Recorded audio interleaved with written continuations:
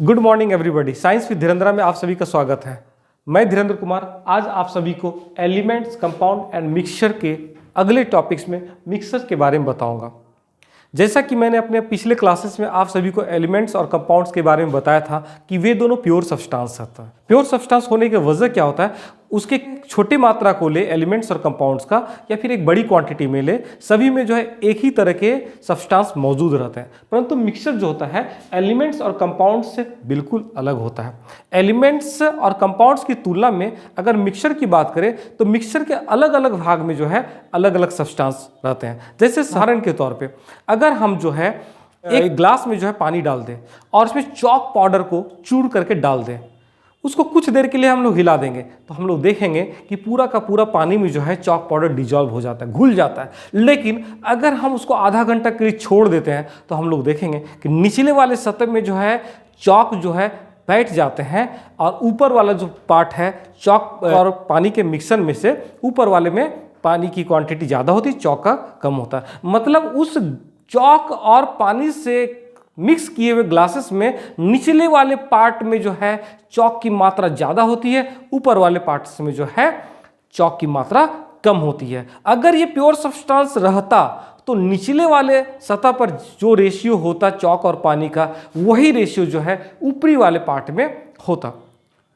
अब दूसरी बात है कि अगर हम लोग चॉक और पानी का मिला करके चॉक और पानी का मिक्सर बनाना चाहते हैं तो इसके लिए ज़रूरी नहीं है कि हमें पानी 1 लीटर लेनी है शायद कि 2 लीटर लेना है, चॉक 50 ग्राम लेना है कि 100 ग्राम लेना है। आप किसी भी अनुपात में मिला सकते हैं, इसका कोई फिक्सेशन नहीं है। हम 1 लीटर पानी में 50 ग्राम चॉक मिला सकते हैं या फिर 10 लीटर पानी में 50 ग्राम चॉक मिला सकते हैं, वो चॉक और पानी का ही मिक्सर कहलाएगा। चूँकि इसमें किसी भी तरह का फिक्स अनुपात नहीं होता है, इसमें कितनी क्वांटिटी में पानी होना चाहिए, कितनी क्वांटिटी में चॉक होना चाहिए नहीं होता है, इसलिए इसको हम लोग मिक्सर कहते हैं। मिक्सर में ऐसा कोई जरूरी नहीं कि हम चॉक और पानी को ही मिलाएं। अगर मेरी चाहत हुई कि उसमें हम थोड़ा सा डस्ट डाल दें तो वो डस्ट और चॉक और पानी का मिक्सर हो जाएगा। हम चाहेंगे कि उसमें थोड़ा सा ऑयल मिला दे तो डस्ट, चॉक, पानी और ऑयल का मिक्सर हो जाएगा। इसमें क्या मिला रहे हैं, किस अनुपात में मिला रहे हैं, इसका कोई फिक्स क्वांटिटी नहीं रहता है। यही वजह होता है कि मिक्सचर को हम लोग इम्प्योर सब्सटेंस कहते हैं।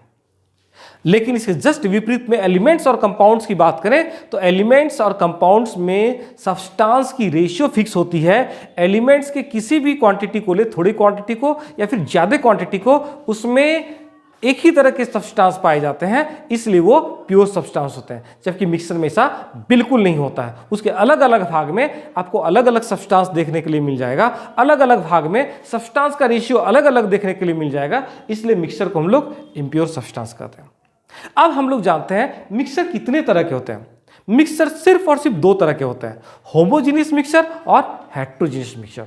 होमोजीनियस मिक्सर जिसको हम लोग समांगी मिश्रण भी कहते हैं, सम अंग मतलब सब बराबर, और हेटेरोजीनियस मिक्सर जिसको हम लोग विषमांगी मिक्सर कहते हैं, मतलब विषम अंग, थोड़ी सी भिन्नता है। इसको ऐसे समझा जाए, अगर बाय द वे हम लोग होमोजीनियस मिक्सर की बात करें तो उसमें जो होते हैं दोनों सब्सटेंस एक दूसरे में मिल जाते हैं, भली भांति मिल जाते हैं, उसको हम लोग सेपरेट नहीं कर सकते बाद में, वो समांगी मिश्रण होता है। जैसे चीनी और पानी की बात करें, चीनी को अगर हम लोग पानी में मिक्स करते हैं तो चीनी जो है पानी में पूरी तरह से घुल जाता है, अच्छी तरह से घुल जाता है।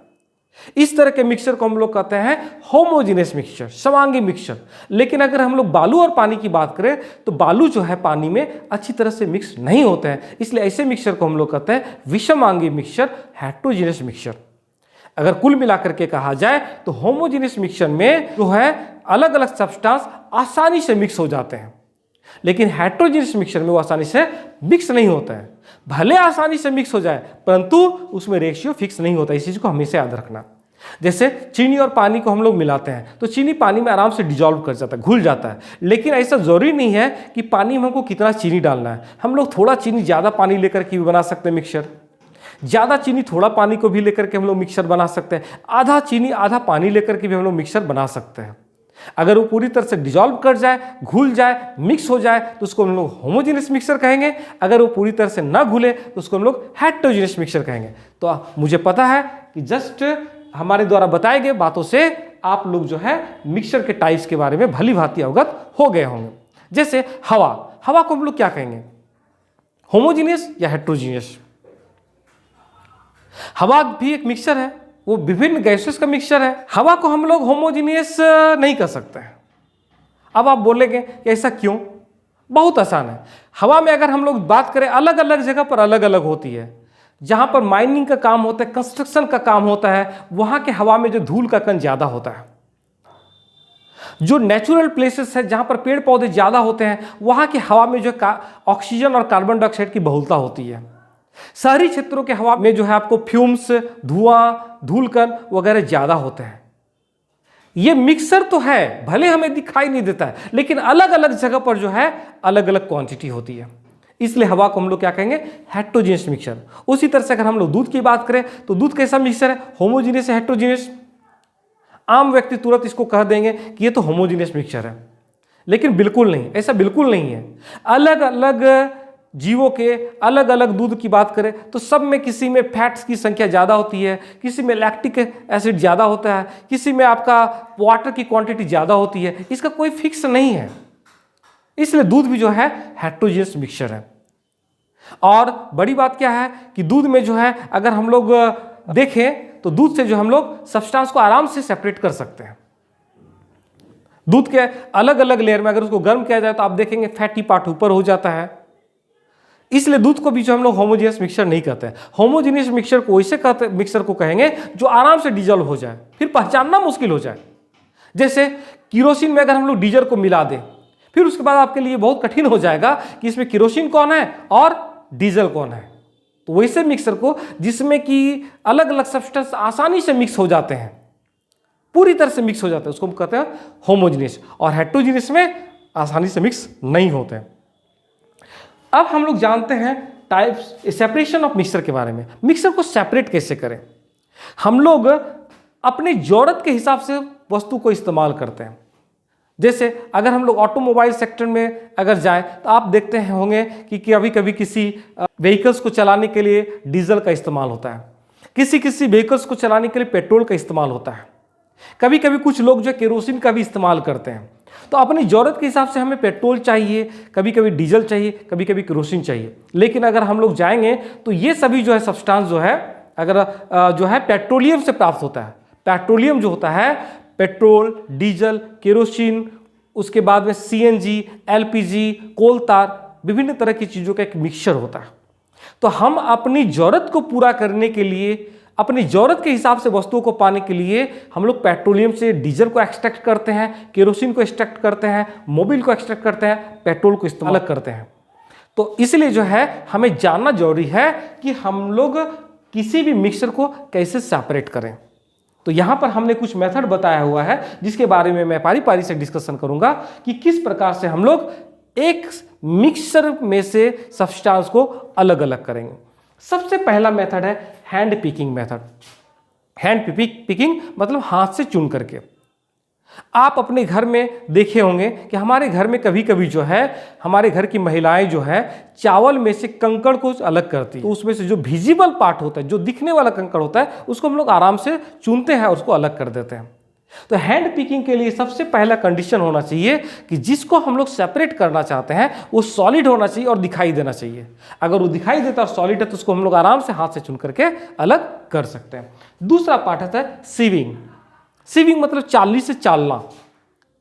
घर में जो हम लोग आटा का इस्तेमाल करते रोटी बनाने के लिए, उस आटा में से चोकर को अलग करने के लिए हम लोग चालनी का इस्तेमाल करते हैं। चालनी में आटा डाल देते हैं और उसको चालना शुरू करते हैं। आप देखते होंगे कि आटा के जो पार्टिकल जो बहुत छोटे होते हैं वो उस चालनी से पार हो जाते हैं और जो चोकर जिसके पार्टिकल बड़े होते हैं वो चालनी के ऊपर रह जाता है। इस तरीका को हम लोग सीविंग कहते हैं। तीसरा है सब्लिमेशन। सब्लिमेशन प्रोसेस में से मिक्सर को कैसे सेपरेट करें, इसको जानने से के लिए सबसे पहले हम लोग जानते हैं सब्लिमेशन होता क्या है। जैसा कि आप सभी जानते हैं कि अगर किसी सॉलिड को हम लोग गर्म करेंगे तो सबसे पहले वो लिक्विड में कन्वर्ट होगा। लिक्विड को गर्म करेंगे तो पहले वेपर में कन्वर्ट होगा। लेकिन सब्लिमेशन एक ऐसा प्रोसेस होता है जिसमें कि अगर किसी सॉलिड को गर्म करेंगे तो सीधे वेपर में कन्वर्ट हो जाएगा, वो लिक्विड में कन्वर्ट नहीं होगा। सॉलिड से डायरेक्ट वेपर हो जाना ही सब्लिमेशन कहलाता है। और वैसे पदार्थ को हम लोग सब्लिमेट कहते हैं। जैसे कपूर, जिसको हम लोग कैम्फर भी कहते हैं। अगर उसको आप गर्म करेंगे तो सॉलिड से सीधा सीधी वो वेपर में कन्वर्ट हो जाएगा, वो लिक्विड में नहीं बदलेगा। सॉलिड कार्बन डाइऑक्साइड, जिसको हम लोग ड्राई आइस भी कहते हैं, सॉलिड कार्बन डाइऑक्साइड को अगर हम लोग गर्म करेंगे तो सीधा सीधी वो सॉलिड से वेपर में कन्वर्ट हो जाएगा, लिक्विड कार्बन डाइऑक्साइड में कन्वर्ट नहीं होगा। उसी तरह से कुछ और सब्लिमेट है, ammonium chloride, naphthalene ball, iodine. इन सभी सब्सटेंस को अगर हम लोग गर्म करेंगे तो वो जो सीधे जो है सॉलिड से वेपर में कन्वर्ट हो जाएगा। फिर से एक बार हम लोग सब्लिमेशन के बारे में चर्चा करते हैं। सब्लिमेशन में वैसे पदार्थों को हम लोग सेपरेट करते हैं जो सीधे जो है सॉलिड से वेपर में कन्वर्ट हो जाते हैं, जैसे सॉलिड कार्बन डाइऑक्साइड, आयोडीन, उसके बाद में अमोनियम क्लोराइड, नेफ्थालिन बॉल और कैम्फर। ये सभी सब्सटेंस अगर किसी में घुले मिले रहते हैं तो मुझे गर्म करना है। गर्म करने पर वो सीधा सीधी जो है सॉलिड से वेपर में कन्वर्ट हो जाता है। और इस प्रकार से हम लोग सब्लिमेशन प्रोसेस के द्वारा सेपरेट कर सकते हैं उन पदार्थों को जो सीधे सॉलिड से वेपर में कन्वर्ट हो जाते हैं। सब्लिमेट्स में वैसे सब्लिमेट्स का नाम हम लोग फिर से रिवाइज कर लेते हैं जो सीधे सॉलिड से वेपर में कन्वर्ट हो जाते हैं। सबसे पहला हो गया आयोडीन, दूसरा हो गया ड्राई आइस जिसको हम लोग सॉलिड कार्बन डाइऑक्साइड कहते हैं, तीसरा हो गया अमोनियम क्लोराइड, चौथा हो गया नेफ्थालिन बॉल और पांचवा हो गया कैम्फर। अगला प्रोसेस है इवेपोरेशन। इवेपोरेशन वो मेथड होता है जिसमें किसी लिक्विड सब्सटेंस को हम लोग गर्म करके वेपर में कन्वर्ट करते हैं। जैसे अगर आप घर में प्राय देखे होंगे कि घर में कभी कभी सब्जियां बनाने के दौरान सब्जी में अगर पानी ज़्यादा होती है तो उस पानी को कम करने के लिए हम लोग आग पे कुछ देर के लिए छोड़ देते हैं। वो पानी उबलता जाता है और वेपर में कन्वर्ट हो जाता है। इस प्रकार से जो है हम लोग वैसे पदार्थ को जो लिक्विड में है और किसी सब्सटेंस में मिक्स है उसको वेपर में कन्वर्ट करके हम लोग अलग कर सकते हैं। जैसे आप देखे होंगे हलवाई की दुकान पर जो है पेड़ा बनाने के लिए, दूध से खोआ निकालने के लिए एक कंटेनर में दूध लेकर के उसको काफ़ी देर तक गर्म करते हैं। समय बीतने के साथ में दूध में जो भी वाटर है वो वेपर में कन्वर्ट हो जाता है और अंत में आपको जो है खोआ या फिर पेड़ा का जो भी इंग्रेडिएंट है वो आपको बच जाता है। तो इवेपोरेशन मेथड में हम लोग वैसे पदार्थ को जो गर्म करने पर वेपर में कन्वर्ट हो जाते हैं सेपरेट कर सकते हैं। पांचवा प्रोसेस है फिल्ट्रेशन। फिल्ट्रेशन वे पदार्थ है जिसमें से हम लोग जो है फिल्टर पेपर के द्वारा या फिर चालनी के द्वारा, छकनी के द्वारा हम लोग सब्सटेंस को अलग करते हैं। जैसे आप घर में देखे होंगे कि चाय बनने के बाद में चाय पत्ती को बने हुए चाय से अलग करने के लिए हम लोग छकनी का इस्तेमाल करते हैं। छकनी का इस्तेमाल करने के बाद में हम लोग देखते हैं कि चाय जो है बना हुआ चाय पार हो जाता है उस छकनी से और ऊपर में जो है आपका चाय की पत्तियां रह जाती है। फिल्ट्रेशन के दौरान में जो सब्सटेंस फिल्टर पेपर के ऊपर में रह जाता है उसको हम लोग कहते हैं रेसिड्यू और जो पार हो जाता है उसको हम लोग कहते हैं फिल्ट्रेट। मतलब चाय को छांकने के बाद में छकनी पर जो चाय की पत्तियां बच जाती है उसको हम लोग कहेंगे रेसिड्यू और जो चाय पार हो जाता है उसको हम कहेंगे फिल्ट्रेट। तो फिल्ट्रेशन के लिए एक कंडीशन है, इसमें एक सॉलिड होना चाहिए और एक लिक्विड होना चाहिए। अगला प्रोसेस है magnetic separation. Magnetic separation word से ही क्लियर है, मैग्नेटिक सेपरेशन, मैग्नेट का इस्तेमाल होगा। तो मैग्नेटिक सेपरेशन में हम लोग उन्हीं पदार्थों को सेपरेट कर सकते हैं जो कि मैग्नेट से अट्रैक्ट होते हैं।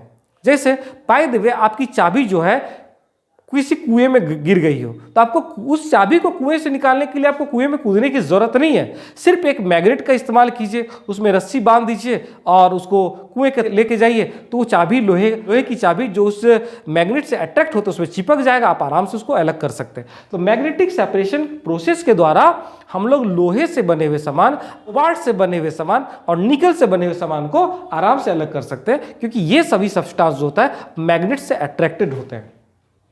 अगला प्रोसेस है फ्रोथ फ्लोटेशन प्रोसेस। फ्रोथ माना तो झाग, फेन। कपड़ा खींचने के दौरान में साबुन या सर्फ से जो फेन निकलता है उस फेन को ही हम लोग फ्रोथ कहते हैं। फ्रोथ फ्लोटेशन प्रोसेस के द्वारा जो है हम लोग वैसे पदार्थों को सेपरेट कर सकते हैं जिसमें कि सल्फर रहता है, जैसे zinc sulphide, iron sulphide, magnesium sulphide. Sulphur से बने हुए सब्सटेंस को, सल्फर से बने हुए कंपाउंड्स को हम लोग फ्रोथ फ्लोटेशन प्रोसेस के द्वारा हम लोग अलग कर सकते हैं क्योंकि सल्फर से बने हुए सब्सटेंस में जब हम पानी से भरे हुए जार में इसको डाल देते चूर्ण करके, तो और उसको जब मिक्स करते हैं तो जो सल्फर से बने हुए सब्सटेंस होते हैं वो फेन में चिपक जाते हैं और चिपक करके पानी के ऊपरी सतह पर तैरने लगते हैं, और जो गंदगियां होती है वो नीचे बैठ जाती है। तो फ्रोथ फ्लोटेशन प्रोसेस के द्वारा जो है हम लोग जो है सल्फर से बने हुए सब्सटेंस को आराम से सेपरेट कर सकते हैं। हमारा अगला टॉपिक है सेडिमेंटेशन एंड डिकेंटेशन। सेडिमेंटेशन और डिकेंटेशन प्रोसेस को जानने के लिए हम लोग सिंपल ये जान लेते हैं कि आप कभी कभी देखे होंगे चापाकल से जो हम लोग पानी निकाल करके लाते हैं, उस चापाकल के पानी में बहुत तरह की गंदगियां रहती है, डस्ट पार्टिकल रहता है। तो हम लोग क्या करते हैं, उस पानी को कुछ देर के लिए छोड़ देते हैं। जब हम लोग उस डस्ट पार्टिकल से भरे हुए पानी को कुछ देर के लिए छोड़ देते हैं तो हम लोग पाते हैं कि डस्ट जो है धीरे धीरे जो है उस बर्तन के तलछट्टी में बैठ जाते हैं, पेंदी में बैठ जाते हैं और ऊपर में प्योर पानी दिख जाता है। सेडिमेंटेशन और डिकेंटेशन में हम लोग इसी तरीका का इस्तेमाल कर सकते हैं। जो अशुद्धि भरे हुए मिक्सचर हैं उसमें से जो है उसको हम लोग कुछ देर के लिए छोड़ देते हैं। जो इम्प्योरिटीज़ है वो भारी होने के कारण जो है पेंदी में बैठ जाते हैं और ऊपर में हम लोग को प्योर सब्सटेंस देखने के लिए मिलता है।